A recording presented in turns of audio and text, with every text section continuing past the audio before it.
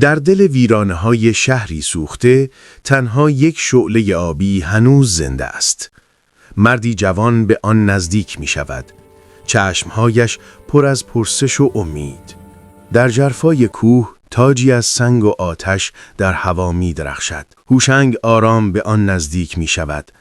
دستش را دراز می کند و در همان لحظه سرنوشت با نوری طلایی در دلش شعله می گیرد. هوشنگ دو سنگ مقدس را به هم می کوبد. جرقه‌ای کوچک می درخشد، می چرخد و به آتشی آبی بدل می شود. او می فهمد که با دستانش چیزی فراتر از قدرت انسانی را بیدار کرده است. در تاریکی کوه هیولایی از دود و آتش بیدار می شود. غرش آن لرزه بر جان سنگ می اندازد. هوشنگ تنها با شجاعت و شعله‌ای کوچک در دل در برابر سایه‌ای بی پایان می ایستد. با فریادی از اعماق جان، هوشنگ عصای آتشینش را بالا می برد. نوری کبود به آسمان می دود و ابرها را می شکافد. شب است و مردم گرد او حلقه زده اند. هوشنگ آتش را میانشان تقسیم می کند. در چهره کودکان روشنایی می درخشد و آتش نه سوزاننده بلکه پناه بخش می شود. صبحی نو بر شهر ویران می تابد. مردم دوباره دیوارها را می سازند و پلها را روشن می کنند. هوشنگ از بالای برج به لبخند دوباره سرزمینش نگاه می کند. در ژرف‌ترین غار مار عظیمی میان مه و گدازه می‌لغزد. صدایش نجوا می‌کند. وعده قدرتی تاریک. هوشنگ با احتیاط پیش می‌رود در حالی که نور عصایش لرزان است. در نبردی سهمگین شعله در برابر شعله می‌جنگد. هوشنگ سپر نور می‌افکند تا زمین را از شعله ویرانی حفظ کند. ایمانش تنها پناه اوست. در بلندای کوه پرنده‌ای از آتش زاده می‌شود. ققنوسی آسمانی. نگاهش با هوشنگ گره می‌خورد و در آن لحظه انسان و آسمان با یکدیگر سخن می‌گویند. در تالاری از سنگ‌های درخشان پیران گرد هوشنگ جمعند. آتش میانشان میرقصد اما سکوتی سنگین در هواست. گویی هر واژه میتواند سرنوشت نسل‌ها را دگرگون کند. در کوچه‌ای تاریک غریبه‌ای پنهان چهر نزدیک می شود. تکه‌ای از سنگ درخشان به او می سپارد. پیامی از آینده یا دام خیانت. در چشمان بیگانه آتش شک پنهان است. هوشنگ به تالاری کهن می رسد. دیوارها با نقش‌های زنده می درخشند. در میان آنها تصویری از پادشاهی با تاج آتش. ناگهان در می یابد که آن سرنوشت خود اوست. در میدان کاخ دوست به دشمن بدل می شود. آرمان شمشیرش را با آتش ققنوس افروخته و به سوی هوشنگ میتازد. میان آذرخش و باران دو برادر در سرنوشت خونین خود میسوزند. مهرگرد در آتش و خاکستر فرو میرود. هوشنگ بر فراز برج فرو ریخته میایستد. شعله‌ای محو در دست، اشک بر چهره. آتش هنوز زنده است اما دل او نه. او میرود تنها میان دشت‌های گدازه و باد، گام‌هایش سنگین اما نگاهی در چشمانش هنوز می‌درخشد. گویی حتی در تبعید آتش درونش خاموشی نمی‌پذیرد. در غاری پر از کریستال‌های درخشان هزار تصویر از او بازتاب می‌یابد. هر تصویر گذشته‌ای است. هوشنگ با دست بر زمین می‌نهد و شعله آبی سکوت را بیدار می‌کند. ارواح شاهان کهن از میان مه آتشگون برمیخیزند. آنان با صدای آرام از او میخواهند راه را ادامه دهد. در نور نیایششان هوشنگ امید را دوباره مییابد. طلوع دوباره بر کوه میتابد. زرهش میدرخشد و عصایش چون خورشید میسوزد. او از خاکستر برخاسته تا زمین را با نوری تازه زنده کند. از دهانه کوه ققنوس دوباره زاده می شود با پرهایی از آتش آبی و طلایی.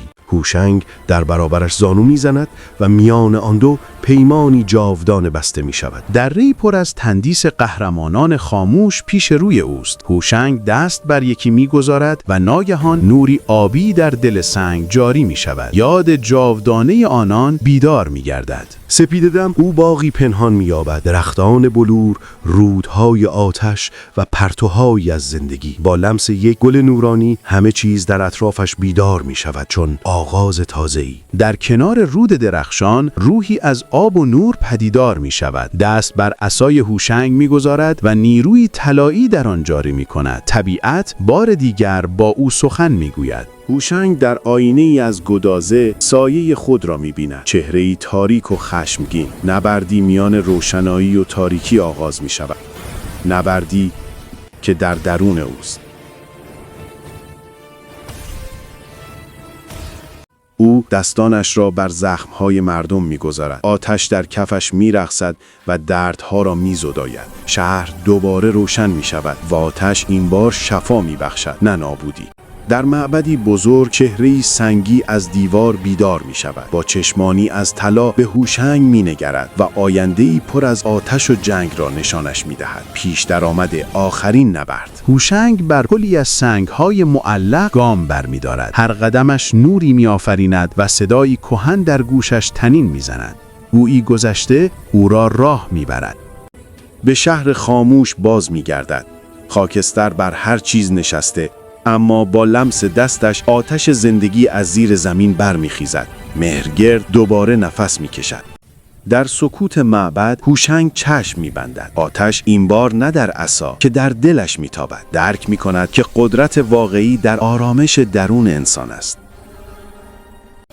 ابرهای سیاه باز می‌گردند. ارتش سایه از افق می‌آید. هوشنگ در دروازه مهرگرد می‌ایستد. نگاهی آرام اما مصمم. نبرد نهایی در پیش است.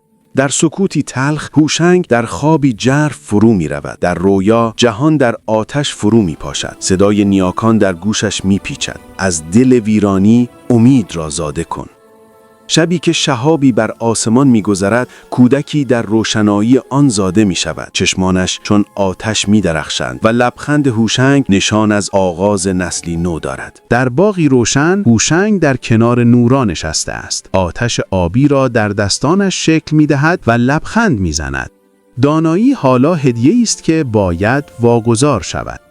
برف نخستین بار بر مهرگرد می نشیند. هوشنگ آرام قدم می زند. نفسش مه می شود. در چشمانش شعله عمر رو به خاموشی است، اما آرامشی ژرف در دل دارد. بر فراز کوه غروب آخرین روز را می نگرد. دست بر سینه نورا می گذارد و آتش جانش را به او می سپارد. از آن پس نور در دل دیگری ادامه می یابد. آسمان تاریک است. تنها شعله‌ای جاودان در معبد می‌سوزد. نورا در کنارش زانو زده اشکی می‌ریزد. هر قطره یاد پادشاهی است که در آتش عشق جاودانه شد. زمان می‌گذرد و شهر سبز و زنده می‌شود. نورا با لبخند میان مردم قدم می‌زند. در دستانش همان شعله می‌درخشد، نشانه ادامه میراث هوشنگ. مسافری از راه میرسد و پیرمردی در معبد به او میگوید تا وقتی داستانش گفته شود شعله خاموش نمی شود. آتش در چشمانش زبانه میکشد مثل خاطره‌ای زنده. مردم گرد آتش جمع میشوند، قصه هوشنگ را برای کودکان باز میگویند.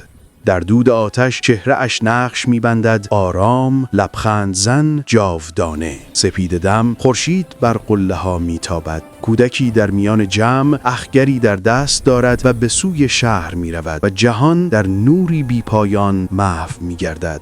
بچه این قسمت هم تموم شد.